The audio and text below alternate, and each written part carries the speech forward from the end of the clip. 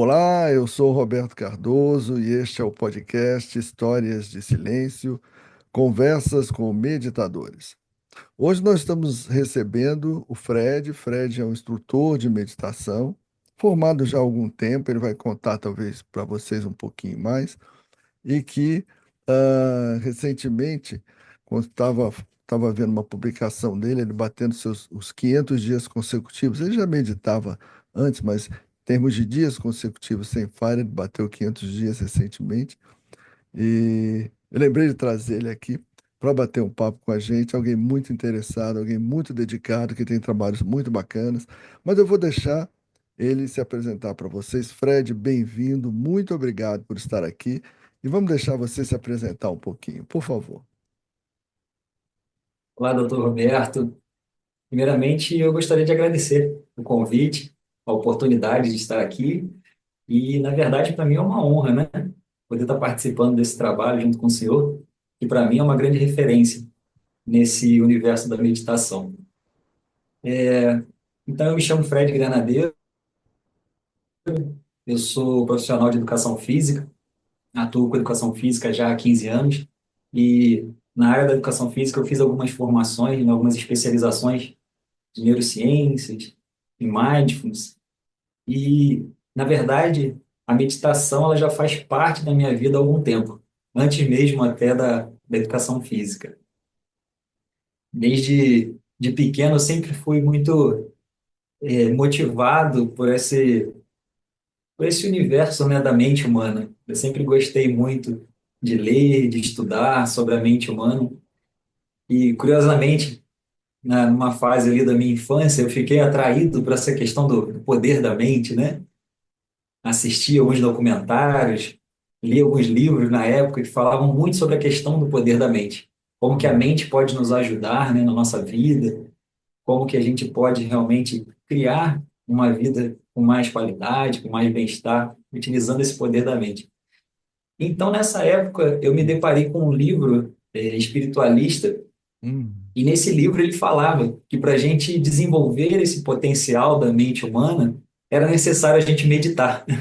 Ah, Era interessante. necessário a gente fazer uma prática meditativa. Era um livro espírito. Que livro era esse? Você lembra ainda o nome ou não? Era um livro de um monge, se eu não me engano, falava sobre a terceira visão, a abertura da terceira visão. Era um livro um Ah, pouco místico, um pouco eu esotérico, lembro, eu né? lembro. Eu acho que era um pseudônimo de um escritor chamado Lobsang Rampa. Era O esse? Lobsang Rampa. É. Isso mesmo. Se eu não me engano, esse era o Acho que pseudônimo o título era a Abertura da Terceira Visão, Eu acho que sim, era o esse livro. Eu acho que esse era um pseudônimo de um escritor que escrevia sobre esse tema. Era exatamente o pseudônimo dele. E aí, na literatura, ali na época, eu tinha em torno de 12 anos de idade. Nossa, eu E também aí, ali no livro, ele comecei a ler com fala. 12 anos também, escondido na biblioteca do meu pai. Esse livro era do meu pai também. Eu achei, encontrei em casa esse livro. Aí eu fui me aprofundando ali na leitura e fui gostando bastante até da linguagem assim um pouco mais espiritualista, né? E aí no livro ele falava da necessidade da prática meditativa para a gente poder realmente trabalhar esse potencial da mente humana.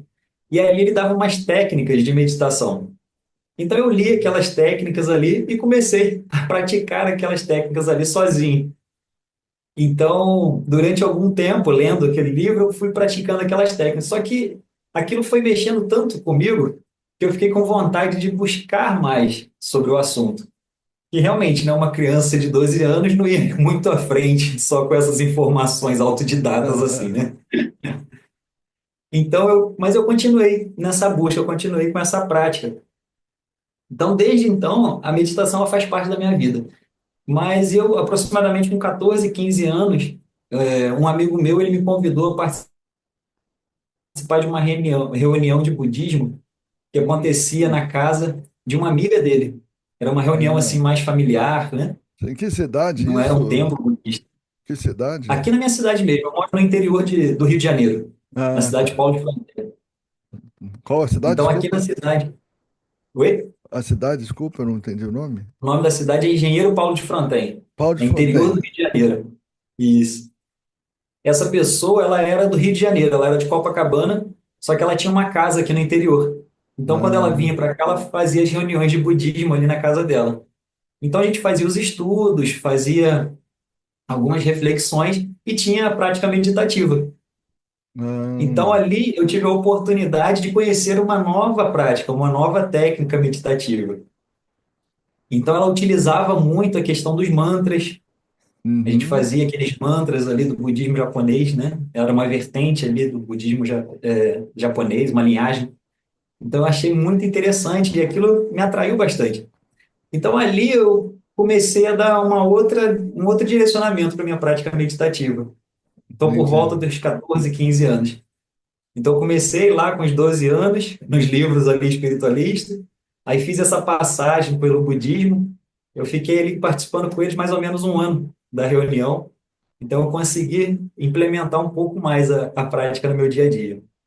Caramba, então teve umas 5 etapas essa história. Depois deve ter tido, pelo que eu entendi, foi para educação física, neurociência, mindfulness. Depois tu fez a formação lá na Unifesp com a gente. E aí está na quinta ou sexta etapa agora. Então, na verdade, desde então, a meditação começou a fazer parte realmente da minha vida. Mas eu não tinha uma rotina de meditar todos os dias da semana. Eu lembro Aham, que após essa idade de 15 anos, né, que eu comecei realmente a ter esse direcionamento mais ali do budismo, mas eu não me tornei budista e aham, nem dei continuidade após esse ano participando com eles, que depois ela retornou para o Rio de Janeiro e terminaram as reuniões, então eu não segui mais com o grupo. Então eu fui continuando por conta própria. Só que eu gostei tanto do universo da meditação que eu fui fazendo outras buscas, fazendo outras pesquisas, estudando, fazendo outros cursos, né? hum. Mas ela foi um divisor de águas na minha vida, doutor Roberto. Foi por volta dos 24 anos.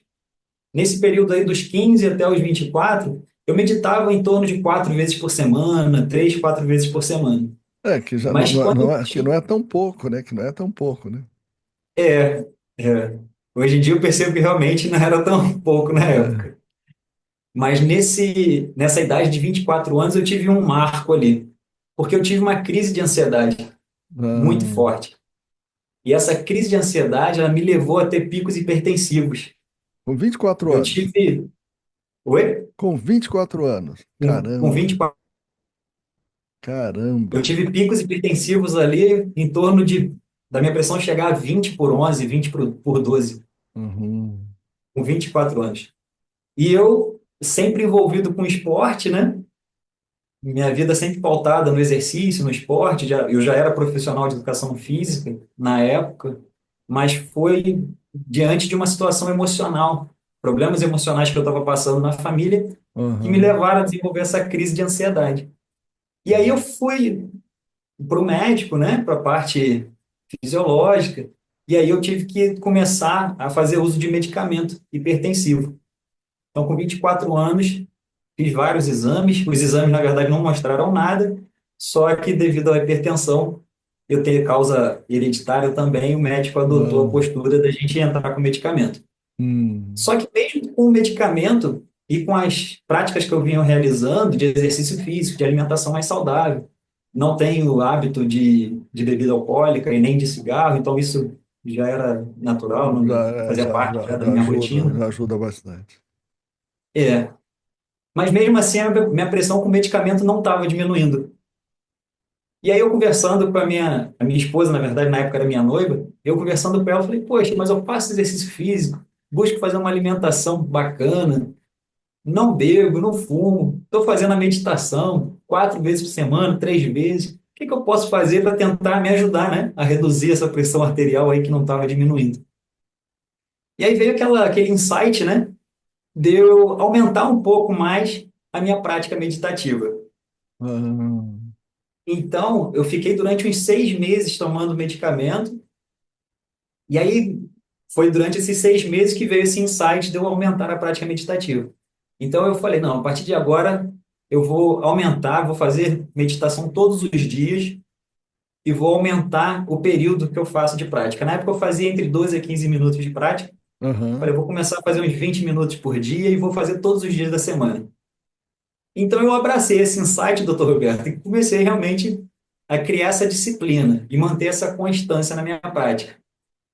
E, doutor Roberto, após 6 meses eu realizando essa disciplina, né, da meditação, a minha pressão arterial começou a despencar, começou a cair literalmente, Caramba, e você e sabe ela que chegou um isso. dia a ficar 8 por 4.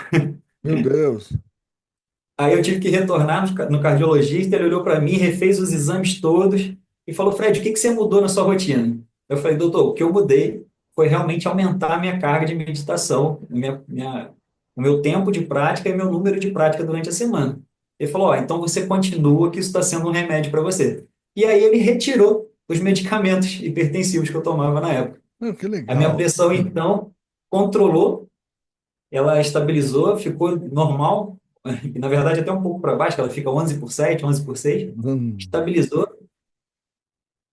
diminuíram. Antes, nessa crise, eu tinha batimentos de 100, 110 durante as crises e a pressão mais alta. Meus batimentos caíram para 50, 56 batimentos e teve esse controle da pressão arterial. Então, desde então, eu falei, não, a meditação é um medicamento para mim. Eu posso legal. dizer que ela é minha medicina. É, e Então, eu é um abracei caso desde então. pouco comum, né? Tirar completamente o antipertensivo, que é uma coisa que pode funcionar assim, principalmente em hipertensão na essencial, pode funcionar assim, mas não é comum. A gente estava numa live uma vez com o Carlos Stipe, que é cardiologista, ele estava falando isso. Olha, eu conto nos dedos das mãos, assim, o número de pacientes até hoje que eu consegui tirar a medicação. Então é um caso realmente de uma aplicação impressionante da meditação. É.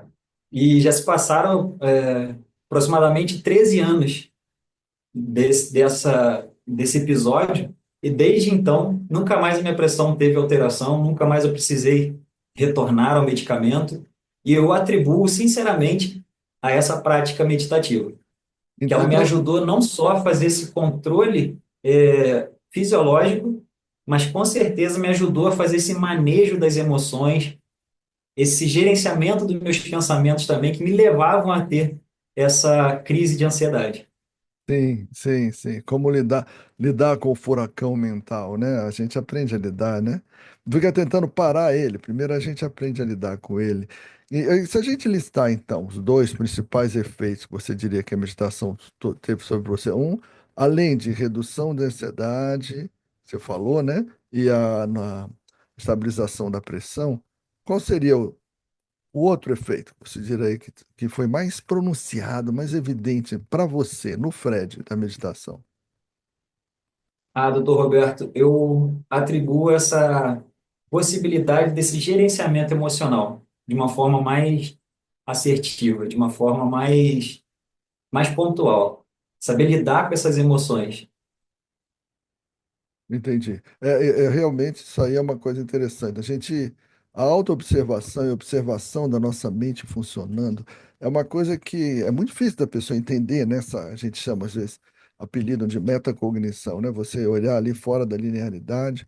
E essa capacidade de autoobservação é uma coisa sempre falada, né? Historicamente falada na meditação, mas só meditando que você entende isso, né? Ver como isso é eficaz, é eficiente. E como é que entrou o loop operacional na sua vida? Em que momento ele entrou e em que ele pôde contribuir de algum jeito?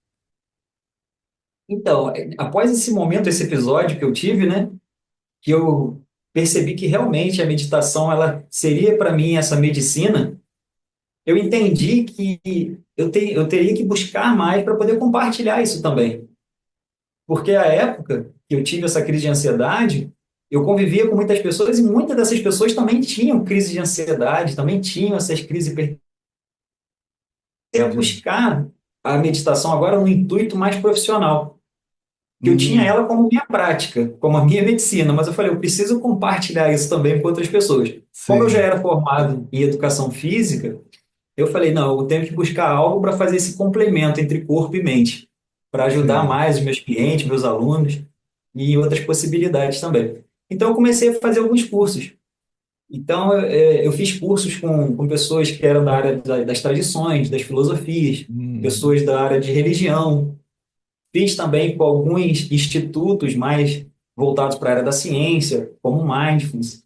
Aí eu fui para a PUC, né, do Rio Grande do Sul, onde eu fiz a minha pós-graduação em neurociências e comportamento. Lá eu também fiz um curso de Mindfulness. Então, quando eu comecei a olhar um pouquinho mais para a área da ciência, saindo um pouquinho da filosofia, um pouquinho da tradição, né, com a meditação, eu vi que tinha um campo também muito interessante onde eu teria a possibilidade de levar mais adiante a mensagem da meditação. Porque muitas pessoas tinham preconceito até, achando que a meditação era coisa de religião. É Então, às vezes, a demais, gente tinha uma demais, certa demais. dificuldade de apresentar a meditação por causa disso, É demais. né? E aí, E, quando eu estava fazendo esses cursos, eu vi que dois amigos meus estavam fazendo o curso com o senhor, na Unifesp, naquela de época, formação de entendi. instrutores. Queridos amigos, o César Said e a Silvia Viana. Ah, sei, o César e a Silvia, sei. E isso. Eles são aqui também da Baixada Fluminense, do Rio de Janeiro. São grandes amigos nossos. Então, eu vi que eles estavam fazendo curso, conversei com eles, eles elogiaram muito o curso, falaram que é muito interessante, muito bacana. E quando abriu uma nova turma, eles me mandaram o link para poder me inscrever.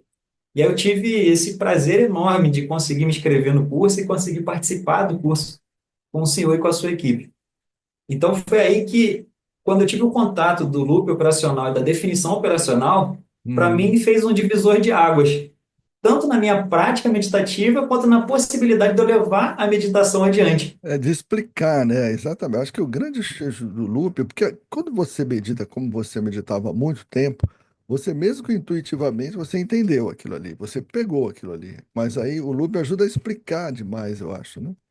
Porque você provavelmente já meditava, já fazia o loop, já tinha dominado isso mesmo que intuitivamente. É o que eu vejo com as pessoas que estão há muito tempo meditando. Só que não é explicado dessa maneira, né? A meditação, como o senhor mesmo coloca, né, e falava para a gente no curso, ela é um grande termo guarda-chuva, né? E para Sim, explicar ela, muitas das vezes, falta um pouco de um recurso. Porque senão a gente acaba levando para o lado da tradição, ou a gente leva muito para o lado da ciência e fica um pouco uma lacuna na hora de explicar o que seria realmente a meditação. E com a sim, definição operacional que o senhor apresenta para a gente, é fantástico. Porque com aquela definição, a gente consegue apresentar tanto para o público da tradição quanto para o público da ciência, sim, porque ela sim. é muito palpável para a gente o entendimento. Sim, é verdade, porque não importa onde você vai fazer, né? Você, o loop basicamente é o mesmo. Fred, e uma coisa que eu ouço muito também, que eu pergunto sempre a quem vem aqui no podcast, as pessoas ficam falando para mim direto, eu não posso meditar porque a minha mente é agitada, eu não posso meditar porque eu sou muito ansioso, então eu não sou uma pessoa para meditar. Se essa pessoa estiver te ouvindo agora, o que que você diria para essa pessoa que está falando isso? Não posso meditar porque a minha mente é agitada, então não posso meditar porque eu sou ansioso. O que que você diria para ela? Eu diria que ela não pode meditar, que ela deve meditar, porque a meditação é exclusivamente para ela. Como eu dei o meu exemplo aqui, né? Nesse Sim, momento de crise de ansiedade, o que me ajudou foi a meditação. Mas eu percebo, doutor Roberto, que muitas pessoas não se permitem ir para esse universo da meditação e da prática meditativa pelas crenças que elas alimentam sobre a meditação. uhum, sim, sim. Eu costumo até falar com meus alunos, com meus clientes, ou nas vivências, né, que muitas das vezes, quando a gente pensa em meditação, vem na nossa mente aquela imagem daquele monge sentado lá no Himalaia, lá no Tibete, meditando embaixo de neve. Sim, Então, exatamente. essas crenças que a gente traz arraigadas, elas muitas das vezes elas impossibilitam da gente se permitir se entregar a uma vivência meditativa. É verdade, é verdade. É o trabalho de uma vida aqui, né? No meu caso, é o trabalho de uma vida tentar explicar isso, né? Explicar para as pessoas, explicar que é possível meditar, né? O Fred, você é um instrutor de meditação. E aquelas pessoas que falam, olha, já estou tentando meditar, já tem uns 3 meses, não consigo. O que que pode estar acontecendo com elas? O que que você vê mais frequentemente acontecer com a pessoa que diz isso? Estou tentando e não consigo. Esse é um comentário muito recorrente É, nas nossas aulas e nos nossos encontros, doutor Roberto. Tem muitas imagino. pessoas que chegam para a gente e falam assim: ah, eu só consigo meditar aqui com vocês, no É verdade, retiro é ou numa verdade. vivência. Quando eu vou para minha casa, eu não consigo meditar lá. Doutor Roberto, uma coisa que eu venho observando é que muitas dessas pessoas que trazem essa fala é porque tendem a começar a prática meditativa por âncoras muito sutis. Uhum, sim. Trazem uma mente muito agitada, cheia de informações do dia a dia, não estão acostumadas a parar, a silenciar e já escolhem uma técnica de âncora muito sutil. Aham. Então eles ficam insistindo naquela técnica e aí eles percebem que aquela técnica naquele momento não está beneficiando, não está trazendo realmente aquilo que elas esperam. Então eu acredito que é falta de uma orientação realmente, de um acompanhamento, de uma facilitação nesse processo, Sim, para poder realmente manejar um pouco essas dúvidas que as pessoas sim. têm em relação a isso. Quem estiver nos ouvindo não sabe o que é âncora, é só olhar no meu conteúdo, tá? O que você usa como é o lugar onde você vai estar fazendo a sua atenção, sua intenção, sua entrega.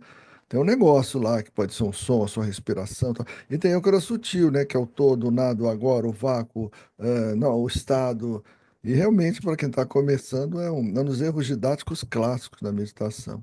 É muito comum mesmo isso que você falou. Fred, o papo tá bom, mas a gente já se alongou a beça. A gente foi num papo gostoso aqui. Estou vendo aqui uma hora. A gente se alongou a beça. Ô, Fred, vamos fechar então com a sua mensagem final. Fica livre para dar uma mensagem a quem estiver ouvindo aqui.